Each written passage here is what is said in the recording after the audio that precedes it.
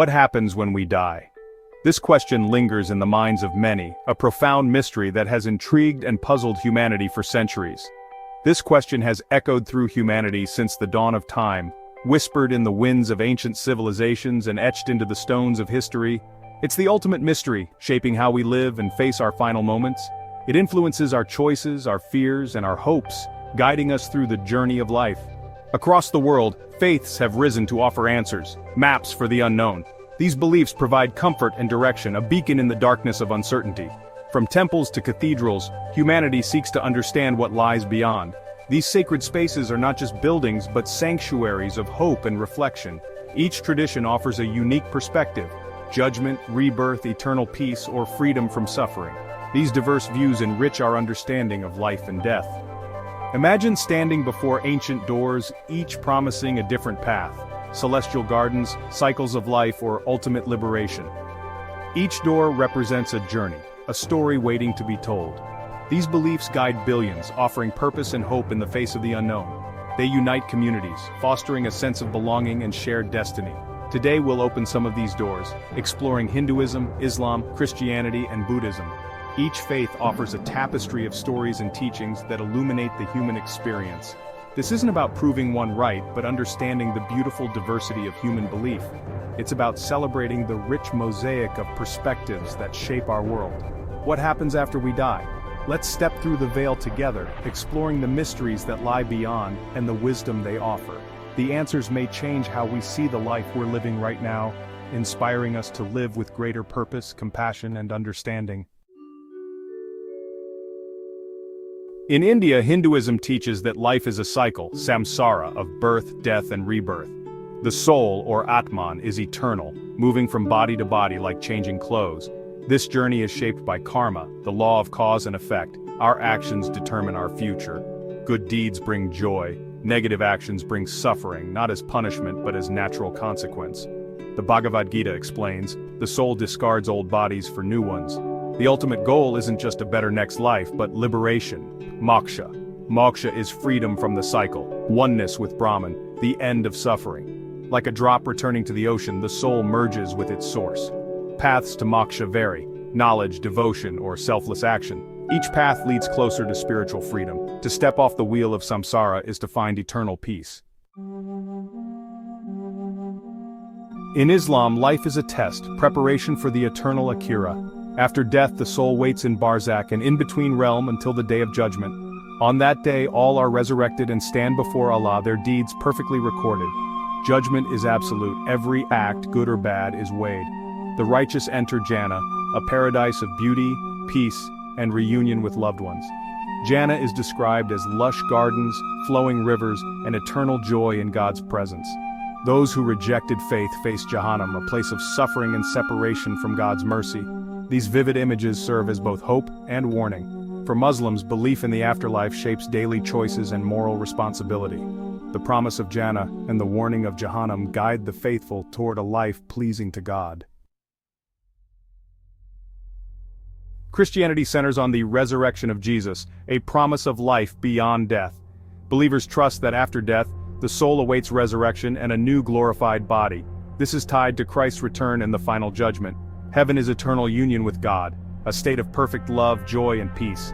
The Bible describes heaven as a place without pain or sorrow, the fulfillment of God's plan. Hell, by contrast, is eternal separation from God, a state of emptiness and regret. Some Christians, especially Catholics, believe in purgatory, a temporary purification before entering heaven. These teachings warn of the consequences of our choices and the importance of grace. The hope of resurrection gives Christians courage in the face of death. Life is seen as a prelude to an eternal existence defined by love and communion with God.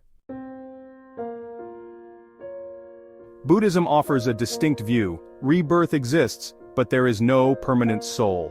Instead, a stream of consciousness, shaped by karma, continues from life to life.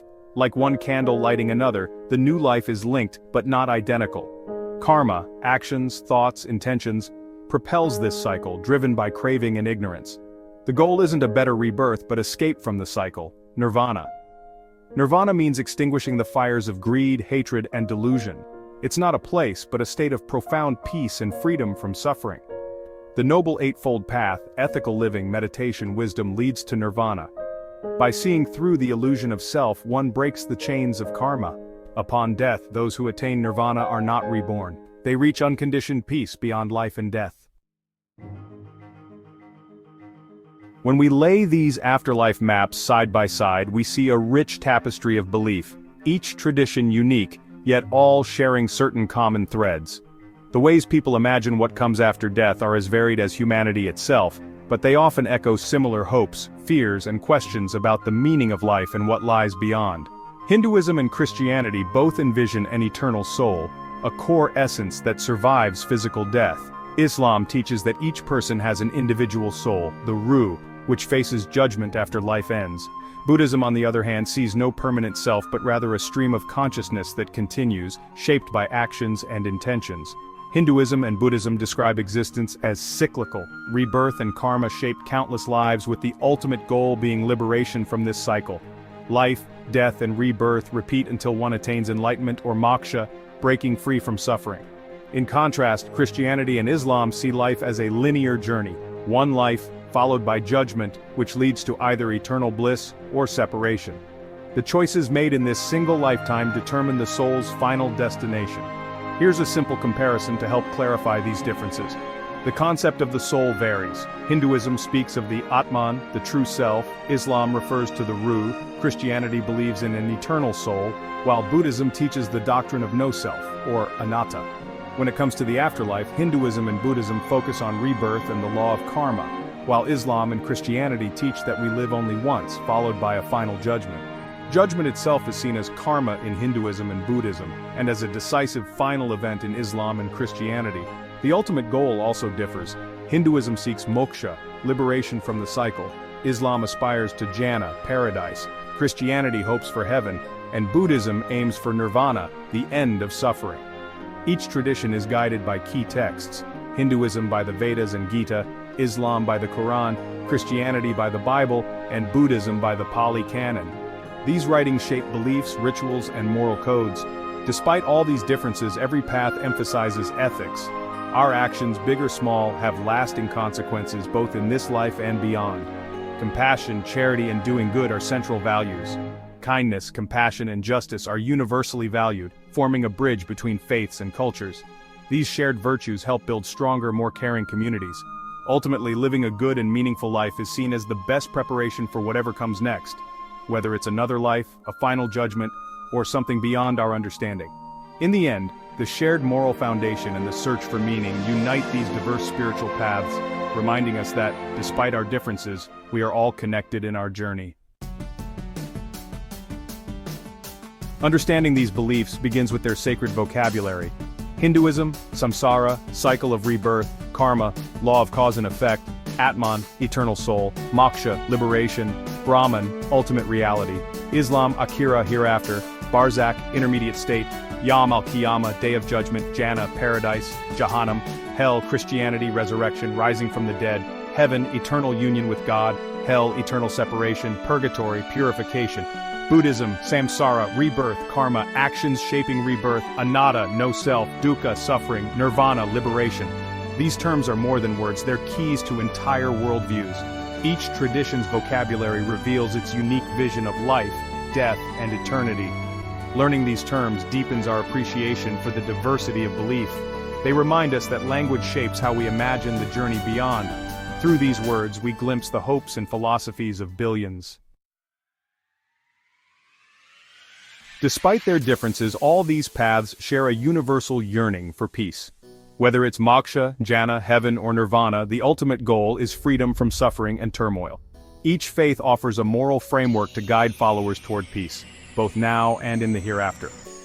Karma in Hinduism and Buddhism, commandments in Christianity and Islam, all encourage compassion, justice, and self-control. The path to a peaceful afterlife begins with living ethically today. When we look past doctrine, we find a shared emphasis on love, forgiveness, and caring for others. All warn against hatred, greed, and selfishness. The stories of the afterlife are really about how we should live. They challenge us to be more mindful, loving, and just. In this shared quest for peace, humanity finds common ground. We've journeyed through ancient traditions, exploring their visions of what lies beyond death. From the earliest stories whispered around fires to the sacred texts carefully preserved through centuries, humanity has always wondered about the mysteries that await us after our final breath. Each narrative reflects humanity's search for meaning and hope in the face of the unknown.